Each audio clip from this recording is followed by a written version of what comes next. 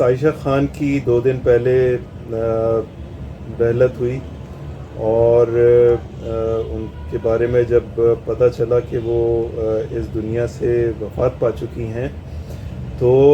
ساتھ ساتھ یہ بھی پتہ چلا کہ ان کے فلیٹ میں ان کی 1 ہفتے پہلے سے ان کی دہلت ہو چکی تھی اور کسی کو کان و کان خبر نہ ہوئی. ان کے رشتہ دار، ان کے جاننے والے اور ان کے بچے، کسی نے اس پورے ہفتے میں ایک دفعہ بھی کانٹیکٹ کرنے کی کوشش نہیں کی اور یہ افسوسناک حادثہ پیش آیا. یہاں تک کہا گیا کہ مس عائشہ خان نے اپنی جائیداد جو ہے چند سال پہلے اپنے بچوں میں ڈسٹریبیوٹ کر دی تھی ساری کی ساری، اور اسی وجہ سے اس کے بعد سے ان کے بچے جو ہیں وہ لا تعلق سے ہو گئے تھے. اور یہاں تک ان کے جاننے والوں نے کہا کہ ایک دفعہ یا کئی دفعہ بلکہ وہ جو ہے باقاعدہ طور پہ آنسوؤں سے رو رہی تھیں کہ میرے بچے جو ہیں مجھ سے رابطہ نہیں کرتے اور مجھے ٹائم نہیں دیتے. اور اتفاق سے چونکہ وہ صاحب حیثیت تھیں اور پورے زندگی انہوں نے اچھے سے ایکٹنگ کی ہے اور اچھا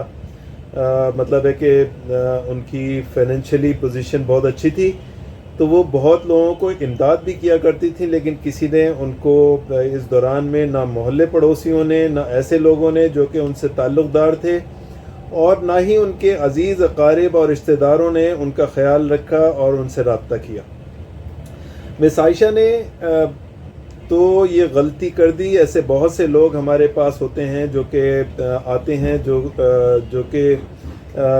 جائیداد کی ڈسٹریبیوشن چاہتے ہیں، لیکن یہ ہے کہ اس قسم کی غلطی جو صاحب جائیداد ہیں ان کو مشورہ دیا جاتا ہے کہ ہرگز اس قسم کی حرکت نہ کریں، چونکہ ونس آپ جو ہیں اپنی جائیداد کو ڈسٹریبیوٹ کر دیتے ہیں اس کے بعد جو ہے آپ کے بچے جو ہیں لا تعلق ہو جاتے ہیں، ان کا مطلب پورا ہو جاتا ہے، اور اس کے بعد وہ آپ سے تعلق زیادہ تر کیسز میں یہ ہوتا ہے کہ وہ ان کا یعنی تعلق جو ہے بہت کم ہو جاتا ہے. تو اس میں آج ہم نے اس کی ڈیٹیل ویڈیو میں یہ پورا معاملہ لیگلی ڈسکس کیا ہے کہ اس کے اندر ایسے کون سے میجرز لیے جا سکتے ہیں جن کے تحت ہم جو ہے کوشش کریں کہ ہم اپنی زندگی میں اپنی جائیداد کو ڈسٹریبیوٹ نہ کریں، بلکہ اس جائیداد کو ایسے ایڈمنسٹر کر دیں کہ ہم جیسے ہی اس دنیا سے جائیں اس کے بعد جو ہے لیگل ہیئرس کو آٹومیٹیکلی اور باسہولت طریقے سے یہ ساری جائیداد جو ہے جس کا جو حصہ ہے اس کو